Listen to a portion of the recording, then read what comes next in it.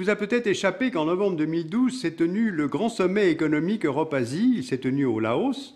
Alors pour la première fois, ce petit pays s'est retrouvé au centre de la communauté internationale, ce qui a rempli de fierté les Laotiens. Le Laos est l'un des pays les plus pauvres de l'Asie du Sud-Est et en même temps, Vientiane, la capitale, ressemble désormais à celle des pays émergents. Boom de l'immobilier, embouteillage, nouvelle classe moyenne et classe riche, société de consommation. Donc aujourd'hui, nous allons prendre des nouvelles du Laos. Le Laos est au cœur de la péninsule indochinoise. Sa capitale, c'est Vientiane. Il a pour voisins le Vietnam, le Cambodge, la Thaïlande, la Birmanie et la Chine. Le Mékong forme une grande partie de sa frontière avec la Thaïlande, ainsi que celle qui le sépare de la Birmanie. C'est un pays enclavé, montagneux, avec la cordillère Anamitique à l'est. Sa superficie est de 237 000 km², ce qui représente à peu près les 2 tiers de la superficie de l'Allemagne. Et en 2013, le Laos compte 6,5 millions d'habitants, soit 27 habitants au kilomètre carré. Ça veut dire que c'est un pays peu peuplé. Le Laos est pluriethnique et majoritairement bouddhiste à 67%, animiste à 30%, et on trouve aussi une minorité chrétienne et musulmane. La population du pays est très jeune, un Laotien sur 3 a moins de 15 ans. Et le quart de cette population vit aujourd'hui avec moins de 2 dollars par jour et par personne, alors que ce pays dispose pourtant de nombreux atouts. D'abord, il y a les richesses naturelles et en particulier, il y a l'eau. Le Mékong, c'est le plus long fleuve de l'Asie du Sud-Est. Et son cours inférieur est peu exploité. En termes d'énergie hydraulique, le potentiel du bas Mékong est donc très important pour le Laos. Il y a aussi les ressources forestières.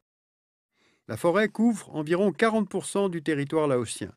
On y trouve entre autres du teck, du palissandre, c'est-à-dire des espèces dont les bois ont une grande valeur sur les marchés internationaux. Le bois constitue d'ailleurs l'un des principaux produits d'exportation du pays et il est aussi à l'origine de nombreux trafics. Il y a aussi des ressources minières, notamment de l'or, du cuivre, du zinc, de la bauxite. Dans les zones que vous voyez là sur la carte, ces ressources sont exploitées ou potentiellement exploitables. Enfin, il y a l'agriculture. Le Laos est un pays rural, même s'il y a peu de terres à cultiver. On y fait pousser du riz, bien sûr, mais aussi du maïs, de la canne à sucre, du manioc, du soja, du café, et puis on y cultive l'EVA pour la production de caoutchouc. Bien, alors comment ces ressources sont-elles gérées? Faisons un peu d'histoire récente. En 1975, à la fin de la guerre du Vietnam, la guérilla communiste du Pathet Lao, soutenue par les Vietnamiens, renverse la monarchie laotienne et prend Vientiane, la capitale. Depuis, le pays est dirigé par un parti unique, le Parti révolutionnaire populaire Lao.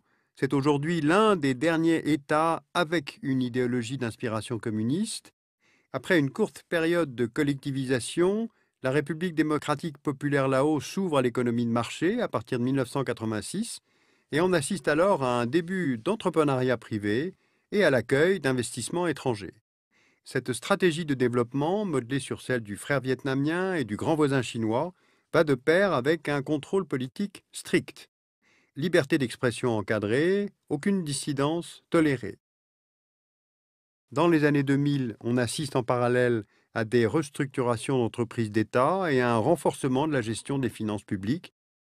Puis en 2011, c'est l'ouverture sur le libre-échange avec la création d'une bourse à Vientiane. Bien, alors quels sont aujourd'hui les résultats de cette libéralisation de l'économie laotienne? En 2011, le pays affiche un taux de croissance de 8%.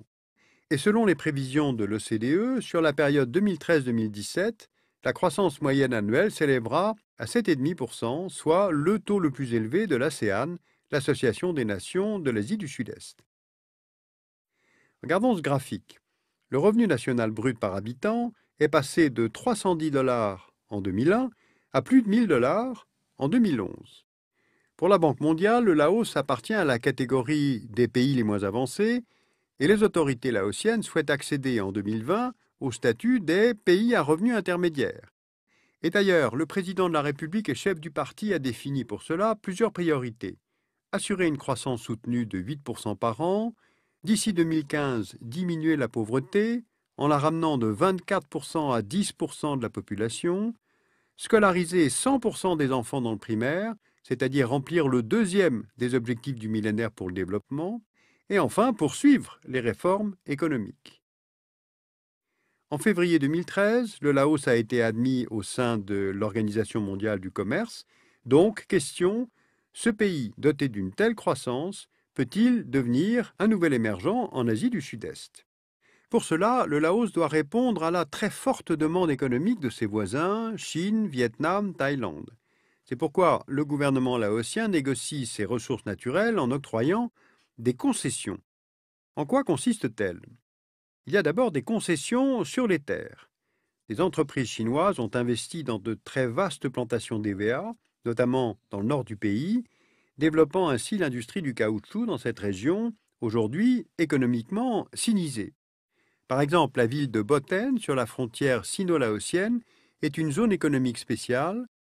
Depuis 2002, cette concession, octroyée aux investisseurs chinois pour une durée de 30 ans, est devenue de facto un territoire chinois. Le gouvernement laotien octroie également des concessions sur les mines. Dans le sud du pays, Sepon est l'une des deux grandes mines de cuivre et d'or du pays. La compagnie qui l'exploite est détenue à 10% par le gouvernement laotien et 90% par une filiale de China Mine Metal Group. Il y a aussi des concessions sur les ressources hydriques, qui sont très importantes dans le pays. La capacité de production du secteur hydroélectrique laotien est aujourd'hui de 2500 MW. Or, elle pourrait atteindre 50 000 MW selon le Quai d'Orsay. Or, dans cette région du monde, la consommation en électricité devrait croître d'environ 7% par an d'ici 2025. L'objectif de Vientiane est donc de faire du Laos la batterie du sud-est asiatique. En 2011, les 3/4 de l'électricité produite au Laos ont été exportés, principalement grâce au barrage hydroélectrique situé sur la Nam Ton, un affluent du Mékong. Cet ouvrage a été inauguré en décembre 2010 et le consortium qui l'exploite est formé par le gouvernement laotien à hauteur de 25%, par la compagnie thaïlandaise ECCO et par le français EDF. 95% de sa production est destinée à la Thaïlande, où les besoins industriels sont bien plus importants que ceux du Laos et où l'opinion publique thaïlandaise s'est opposée à ce type de barrage. Et puis, il existe d'autres projets de grands barrages sur l'ensemble du bassin du Mékong. En 2011, le projet du barrage de Sayaburi a été officiellement suspendu en raison de l'hostilité de certains États riverains préoccupés par les conséquences environnementales. Or, le 7 novembre 2012, le chantier a malgré tout été inauguré par les autorités laotiennes, affichant ainsi clairement leur choix de privilégier la production d'hydroélectricité et les relations économiques avec la Thaïlande. Eh bien justement, regardons maintenant les rapports du Laos avec ses voisins. D'abord, il y a le Vietnam, qui est l'allié historique en raison de l'alliance entre le Pathet Lao et le Viet Minh lors des guerres d'Indochine et du Vietnam.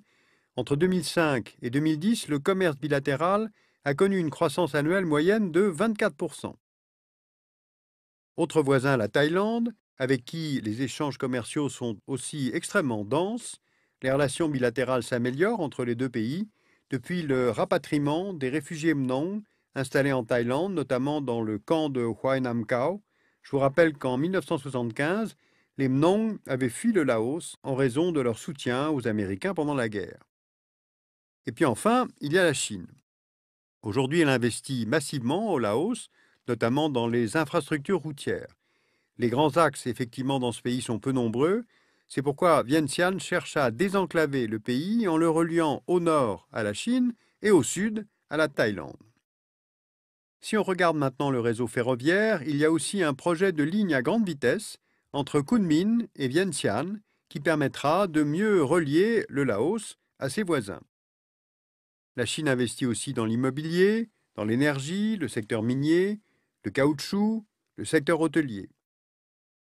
Maintenant, si on considère la totalité des investissements étrangers au Laos, ils sont passés de 300 millions de dollars en 2005 à 1,5 milliard de dollars en 2011. Et 80% de ces investissements ont été orientés vers les secteurs de l'hydroélectricité et des mines. Donc en résumé, des ressources naturelles importantes, une position centrale entre les marchés chinois, thaïlandais, vietnamiens. Les potentiels de développement au Laos sont considérables et en même temps les freins sont nombreux avant de pouvoir rejoindre le club des émergents. Et ces freins, les premiers, c'est le clientélisme et la corruption. Selon Transparency International, en 2012, le Laos est classé 160e sur 176 pays. C'est l'État le plus corrompu de la région, avec la Birmanie qui, elle, est au 172e rang mondial. Finalement, le Laos est dans un cas de figure identique à bien des pays qui émergent. Les potentiels sont importants, mais les freins presque tout autant. Alors, frein numéro 1, la corruption, on l'a vu. Frein numéro 2, le déficit commercial. Le pays importe 2 fois plus qu'il n'exporte, notamment des produits pétroliers, des biens d'équipement. Donc, le déficit commercial est amené à se creuser. Frein numéro 3, les inégalités. Les disparités sont importantes entre Vientiane, la capitale, et le reste du pays qui est pauvre, qui est enclavé. Alors l'ancienne classe dirigeante Pathet Lao, nourrie de doctrines marxistes-léninistes, donc très conservatrices, a pourtant su tirer parti de ce nouveau libéralisme et grâce à cela, elle parvient à augmenter son influence sur le pays. De Vanina Boutet et Vatana Polsena, vous pouvez lire Laos, Société et Pouvoir aux éditions Les Indes Savantes et également de Vatana Polsena, Laos, un pays en mutation, collection Asie plurielle chez Belin.